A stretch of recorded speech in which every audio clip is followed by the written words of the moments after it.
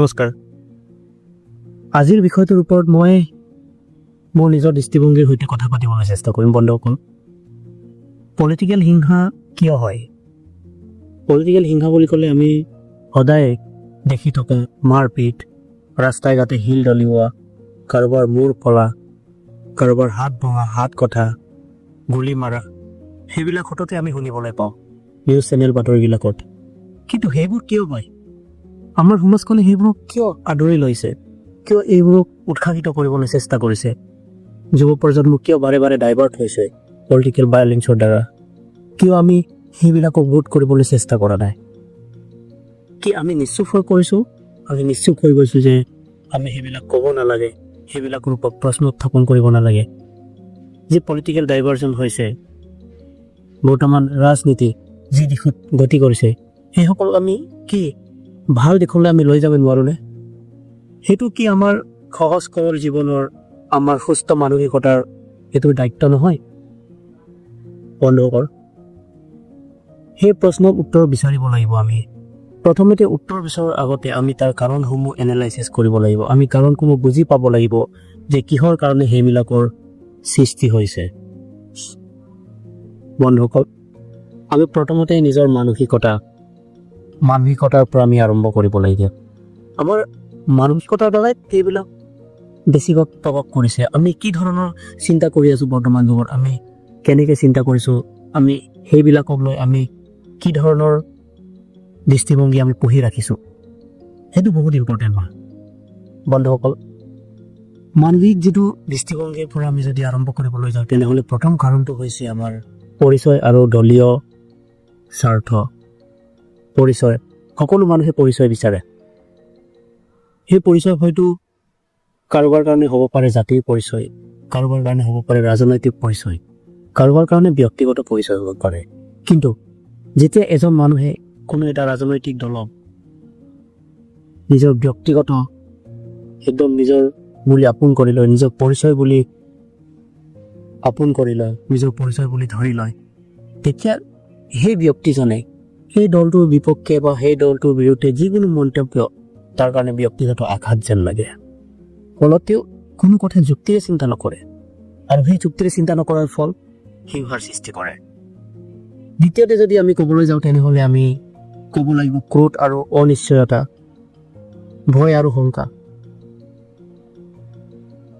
যদি মানুহে নিজৰ কেৰিয়াৰক লৈ পেলাই বা নিজৰ স্থিতিক লৈ পেলাই ভয় কৰিবলৈ আৰম্ভ কৰে, তেনেহ'লে তেওঁ কোনো কথা যুক্তিৰে চিন্তা নকৰে। আপুনি ভাবক, ফৰ এক্সাম্পল, আপুনি যিকোনো এটা বস্তু,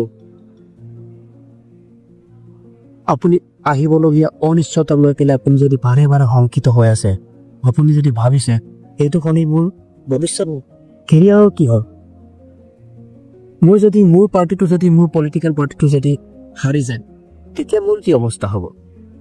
বন্ধু, সেইটো কাৰণে আপোনাৰ মানসিক স্থিতি ষ্টেবল নহ'ব পাৰে, ফলত আপুনি পলিটিকেল ভায়লেন্সৰ সৃষ্টি কৰিব পাৰে। আপুনি কোনো কথা যুক্তিৰে চিন্তা নকৰে।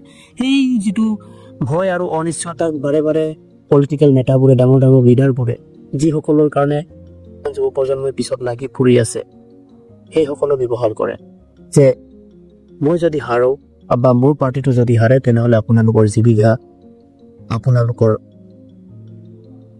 জীৱন অনিশ্চয়তাত থাকিব পাৰে। সেই অস্ত্ৰ বাৰে বাৰে পলিটিকেল নেতাৰ দ্বাৰা ব্যৱহাৰ কৰা হয়। ফলত আপুনি সেই অনিশ্চয়তাক লৈ পেলাই আপুনি কোনো কথা যুক্তিৰে চিন্তা কৰিবলৈ এৰি দিয়ে, ফলত আকৌ হিংসাৰ সৃষ্টি কৰিব পাৰে।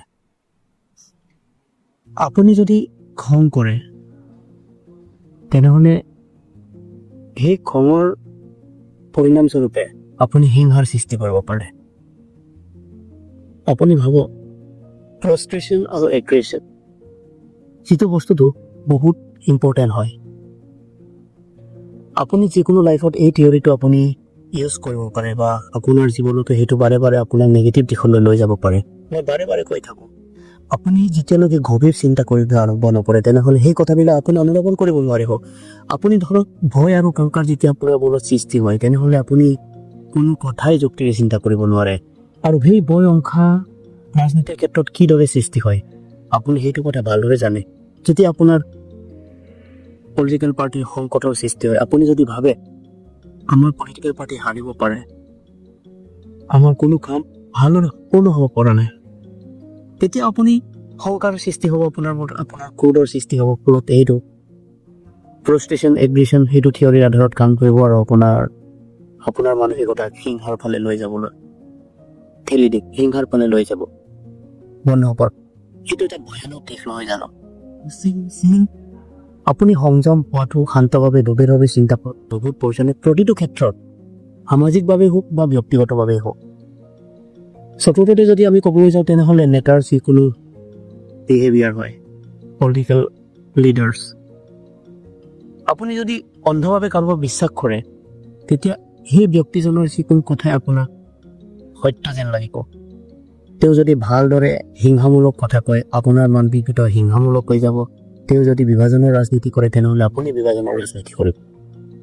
বন্ধুসকল, যিকোনো পলিটিকেল পাৰ্টিক অন্ধভাৱে অনুসৰণ নকৰিব, নহ'লে আপুনি সেই পলিটিকেল নেতাৰ দ্বাৰা তাৰ মনত সৃষ্টি হোৱা প্ৰতিটো ঘৃণা আপোনাৰ মনতো সৃষ্টি হ'ব পাৰে। তেওঁ যদি হিংসা কৰিব বিচাৰে তেনেহ'লে আপুনি হিংসাৰ অংশীদাৰ হৈ পৰিব। আৰু নেক্সটত যদি ক'বলৈ যাওঁ তেনেহ'লে মিছ ইনফৰমেশ্যন, ৰুমাৰ্ছ, এই বস্তুটো সেই বিষয়টো বৰ্তমান যুগত বৰ্তমান সময়ত অসমতে হওক বা ভাৰতবৰ্ষ বিভিন্ন ৰাজনীতিক ক্ষেত্ৰত সেই বস্তুটো ব্যৱহাৰ কৰে। বিভিন্ন ছ'চিয়েল মিডিয়া, ফেচবুক, টুইটাৰ বা নিউজ চেনেলবিলাকৰ জৰিয়তে যিকোনো কথা যিকোনো ঘটনা এটাক বঢ়াই চৰাই সেইবিলাকক দেখুওৱা হয় যে আপোনাৰ মনক উত্তেজিত কৰিবৰ কাৰণে।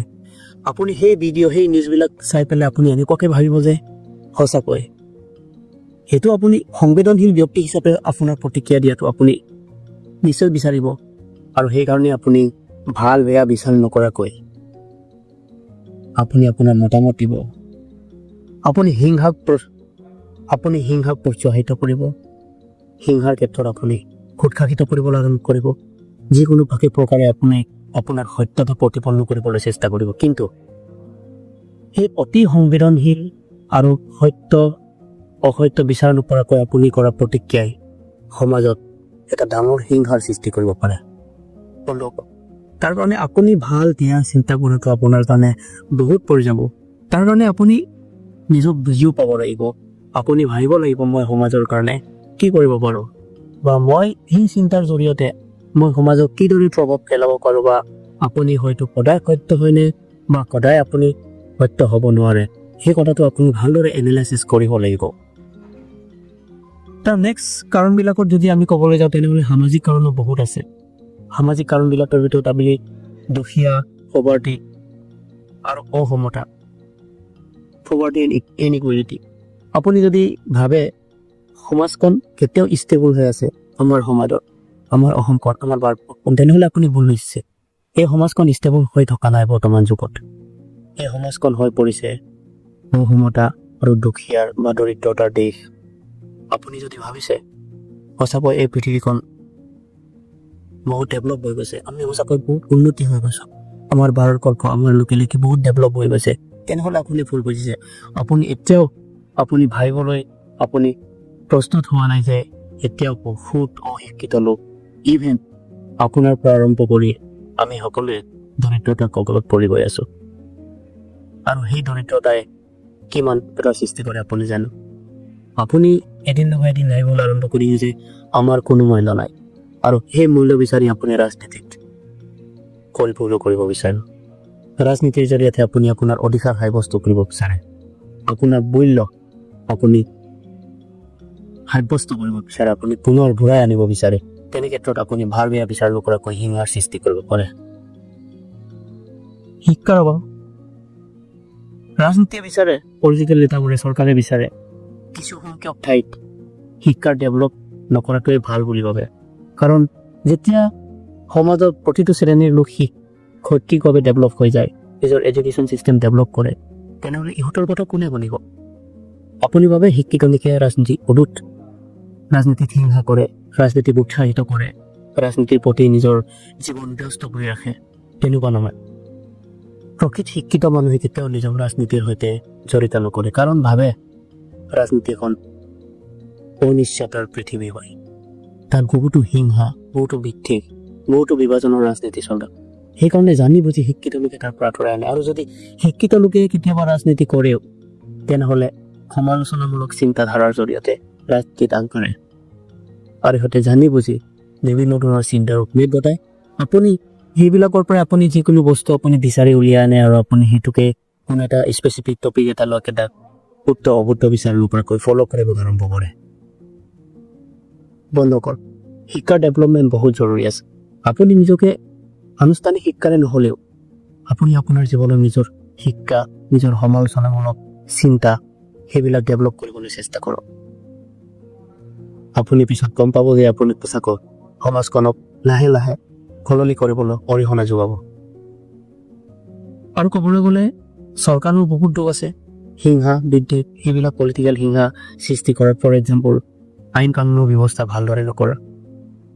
ছ'চিয়েল মিডিয়া, ফেচবুকৰো বা বহুত মিডিয়া চেনেলৰ বহুত ৰেছপনচিবিলিটি আছে। ফৰ এক্সাম্পল সেই ৰেছপনচিবিলিটিবিলাকৰ যদি আমি ক'বলৈ যাওঁ, তেনেহ'লে এক্সাম্পল ছ'চিয়েল মিডিয়াত আমি বিভিন্ন ধৰণৰ নিউজ বাতৰি অধিক কৰি দেখুওৱা হয়, বহু উত্তেজিত কৰি দেখুওৱা হয়। মই আগতে উল্লেখ কৰিছোঁ, সেইটো আপোনাৰ মনক উত্তেজিত কৰিব পাৰে। আপোনাৰ ভাল বেয়া বিচাৰ নকৰাকৈ আপোনাক উত্তেজিত কৰিব পাৰে। আপুনি ভাল বেয়া বিচাৰ নকৰাকৈ আপুনি সেই পোষ্টতে কৰিব পাৰে।